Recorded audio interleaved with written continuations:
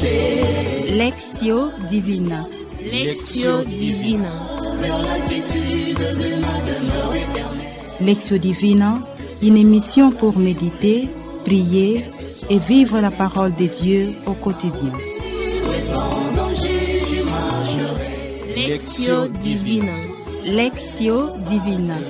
Le se flétrira, la fleur se fanera, mais la parole de Dieu jamais ne passera. Chers auditeurs de la Lectio Divine en famille, bonsoir. La Lectio Divina de ce dimanche 15 mars 2020, troisième dimanche de Carême, est axée sur l'évangile de Saint Jean au chapitre 4, du 5e au 42e verset en version brève. C'est l'évangile de la rencontre de Jésus avec la Samaritaine, une rencontre transformatrice qui résume la foi chrétienne. En effet, la rencontre de Jésus avec la Samaritaine est une espèce de catéchèse qui amène graduellement cette dernière, la Samaritaine bien sûr, rejetée par sa société, à rencontrer Jésus comme le Messie de Dieu et à adhérer à la foi chrétienne. Et cette connaissance s'est faite de façon progressive. Jésus est d'abord pour elle qu'un simple voyageur juif. Après, il devient Seigneur. Après, il est un prophète. Ensuite, le Messie. Et enfin, avec les gens de son village, il les proclame comme étant le sauveur du monde. Puisse cette lecture divine en famille nous conduire à celui qui vient faire jaillir l'eau de la vie éternelle et nous apprenne l'adoration du Père en esprit et en vérité. Pour vivre cette expérience, nous avons dans ces studios les membres de l'Institut Sainte Famille. Au micro, Marie-Madeleine Evoloko, coopératrice paulinienne. Invoquons à présent l'Esprit Saint pour qu'il nous obtienne la grâce de cesser de mourir de soif à côté de la source d'eau vive avec ces chants que nous joue la technique.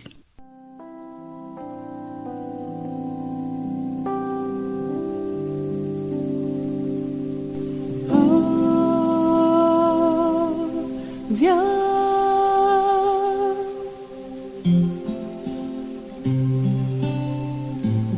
Esprit Saint.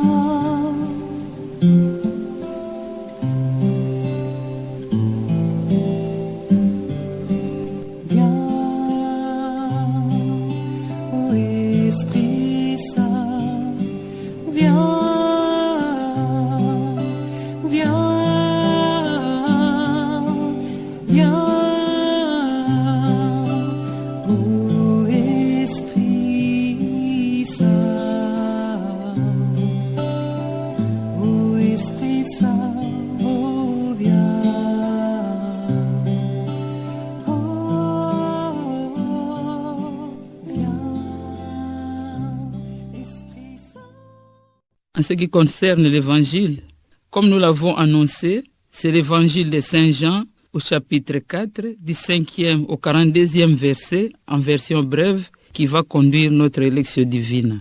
Dans ce récit, Jésus est fatigué par sa marche dans le désert et, à la mi-journée, il arrive au puits de Jacob et rencontre cette femme, la Samaritaine, et lui dit « Donne-moi à boire ». Quoi de plus normal que de demander à boire? Mais Jésus n'est pas un homme comme nous, parce que s'il a assumé une nature humaine semblable à la nôtre, il demeure le Verbe de Dieu, le Fils engendré du Père de toute éternité. L'eau vive qu'il promet à la Samaritaine, c'est l'Esprit Saint qui s'écoulera dans son cœur transpercé sur la croix. L'amour divin qui seul peut étancher notre soif d'aimer Dieu et les hommes. Et c'est là l'essence même de notre carême. Remettre nos incapacités à Dieu, lui offrir nos cœurs brisés et humiliés, lui crier notre soif. Et s'il est un effort de carême véritable, c'est celui qui nous fait confesser à Dieu notre misère, notre soif, et qui nous fait implorer son secours. La réconciliation avec Dieu, c'est d'ailleurs le thème du Saint-Père pour son message de Carême 2020. Il nous recommande ce verset de 2 Corinthiens 5, le verset 20, où il est dit « Nous vous en supplions, au nom du Christ, laissez-vous réconcilier avec Dieu. Après cette brève introduction sur l'Évangile, nous passons à la première étape de notre Lectio Divina, la Lectio. Nous allons lire pour la première fois notre Évangile qui est celui de Jean au chapitre 4, du 5e au 42e verset en version brève. Suivons avec recueillement la lecture qui nous est faite.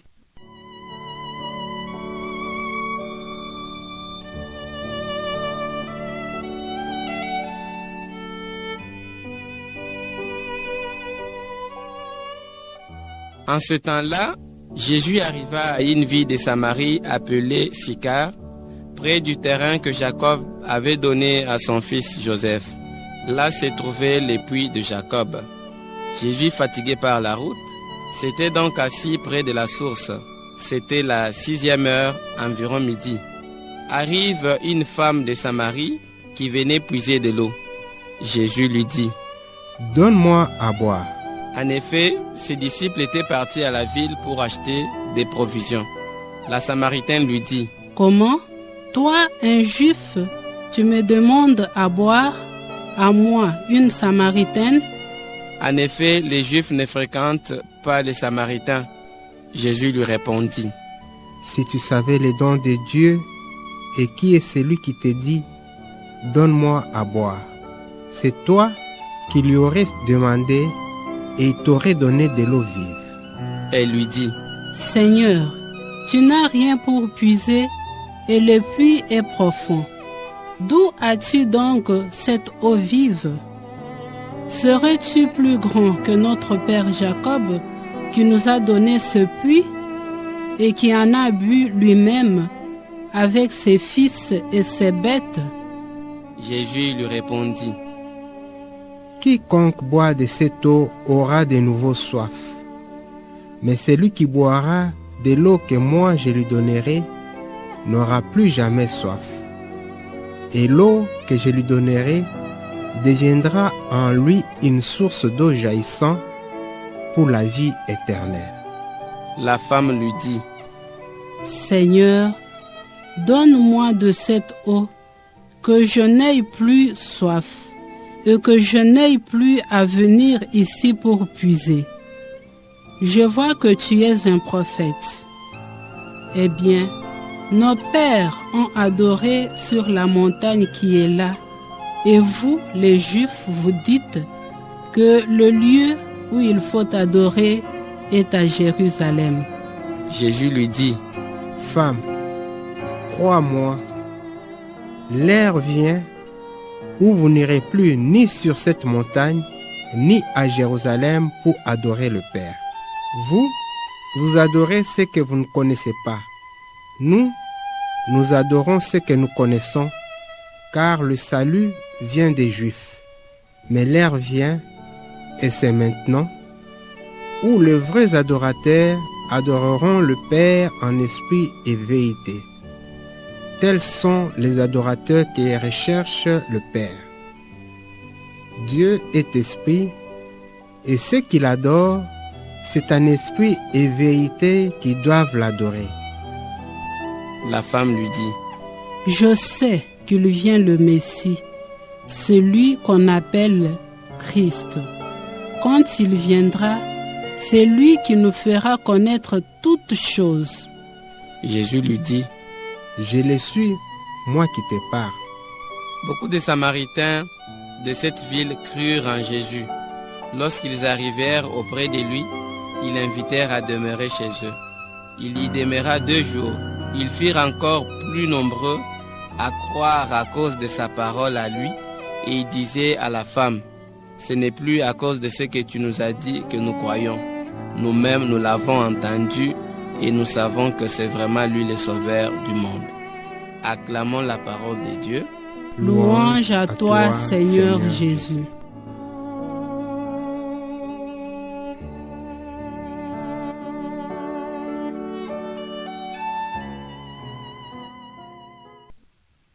Gardons à présent un moment de silence pour intérioriser la parole que nous venons d'écouter. Nous demandons pendant ce temps à la technique de nous balancer un intermède musical.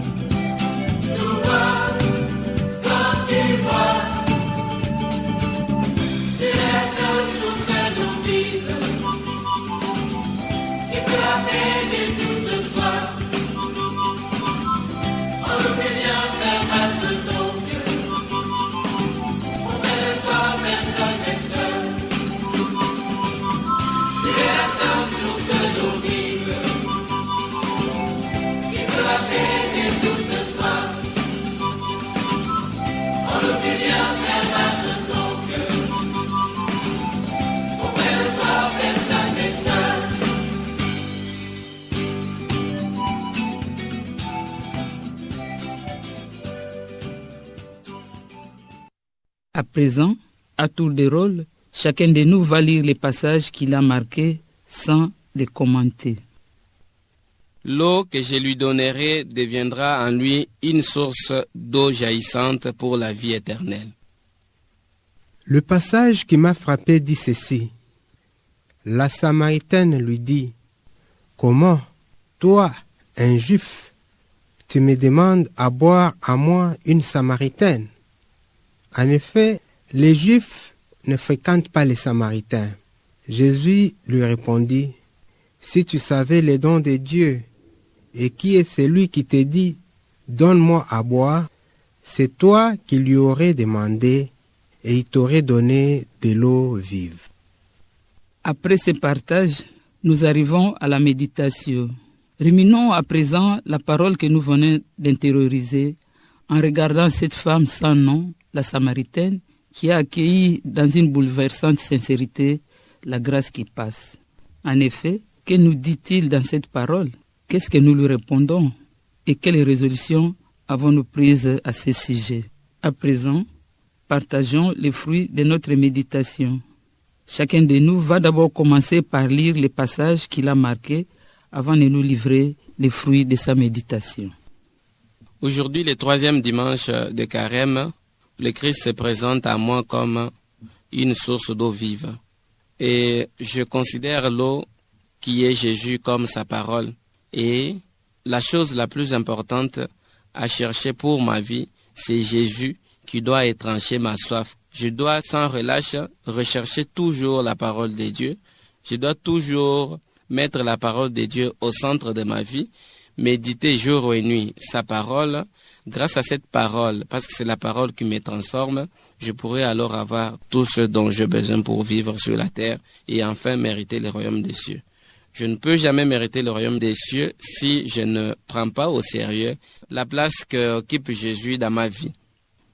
Dans ce passage, je suis interpellé par des choses que je dois vivre en ces temps de carême. Me forcer à ne pas faire la différence entre les gens que je côtoie, car Dieu ne fait pas la différence entre les hommes. Son soleil est là pour les bons comme pour les mauvais. Ainsi, je dois enlever tout esprit de discrimination à moi. En deuxième lieu, je dois reconnaître Jésus comme source de toute bonne chose dans ma vie. C'est à la source qu'on trouve l'eau qui n'est pas encore contaminée. Ainsi donc, dans l'écoute, le partage, le dialogue et la prière, je dois conduire ma famille à vivre intensement ce temps de carême que l'Église nous donne afin que nous puissions récolter la joie du ressuscité à Pâques.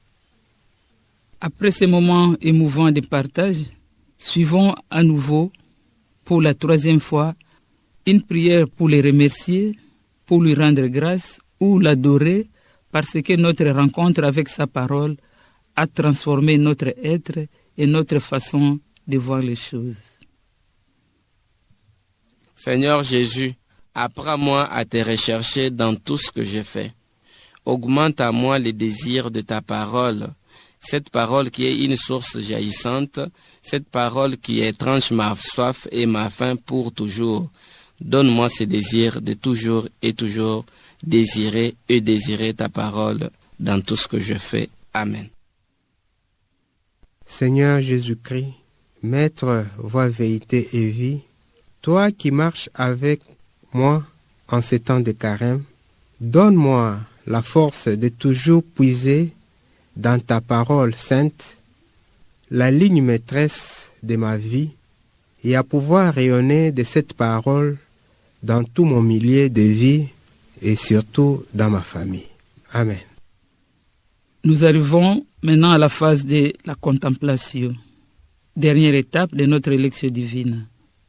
Contemplons ces beaux gestes de la Samaritaine qui laisse sa cruche pour aller chercher désormais l'eau qui va désaltérer son cœur et toute sa vie, afin que nous aussi nous puissions quitter nos déserts pour nous réconcilier avec le Seigneur. Chers auditeurs de la lecture divine en famille, nous voici arrivés à la fin de notre lecture priante en famille, puisse chacun de nous revisiter sa vie et son agir et fasse un profond examen de conscience. Nous vous disons merci pour votre attention. Merci à Sœur Rita Almichi, fille de Saint-Paul, et à Olivier Nguessi pour leur concours technique. Merci à toutes les familles de l'Institut Sainte Famille qui ont contribué à la production de cette lecture divine en famille.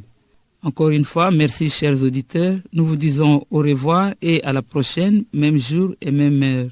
C'était au micro Marie-Madeleine Voloko, coopératrice paulinienne.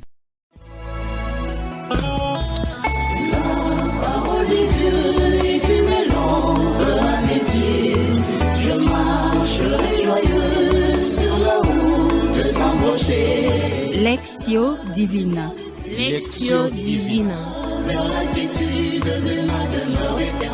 Lectio Divina, une émission pour méditer, prier et vivre la parole de Dieu au quotidien.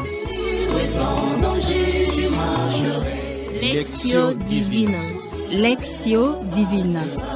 Le se flétrira, la fleur se fanera, mais la parole de Dieu jamais ne passera.